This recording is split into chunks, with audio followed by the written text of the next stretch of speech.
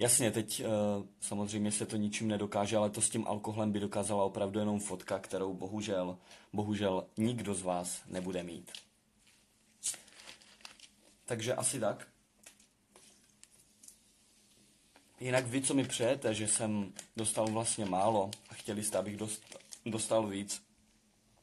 Nevím, co jste za lidi, ale samozřejmě chápu, že mi to přejete. Ale abyste se takovým názorem veřejně prohlašovali, nevím, je to asi vaše věc.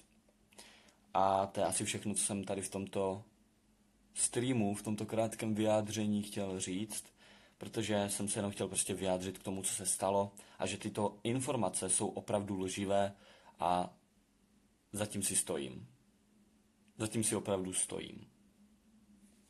Myslete si, co chcete. Ještě asi napíšu vyjádření na Instagram, na story.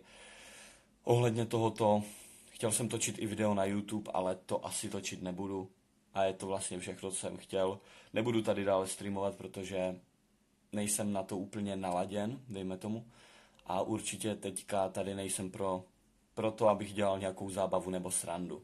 Tak se mějte hezky, děkuji, že jste mě vyslechli, děkuji za 4000 lidí. Stejně vím, že to uvidí i další lidi, logicky, protože bulvár, média, youtubeři se teď chytají opravdu všeho, snaží se vydělat na všem, co se týká mě a Verči, jelikož, jak všichni říkají, zná nás celá republika, což jako opravdu je celkem dost možné, že se to dostalo k opravdu hodně lidem. Co se dá dělat? Mějte se pěkně a jenom doufám, že vás nic takového nikdy v životě nepotká. Nikomu bych to nepřál. To, co si teď prožíváme, tím, čím si teď procházíme, je opravdu hrozné. Ano, řeknete si, můžeme si za to sami. Samozřejmě můžeme, ale bohužel nedá se nic dělat. Je to naše chyba, že jsme s tím vůbec takhle veřejně začali. A mějte se teda pěkně. Čau lidi.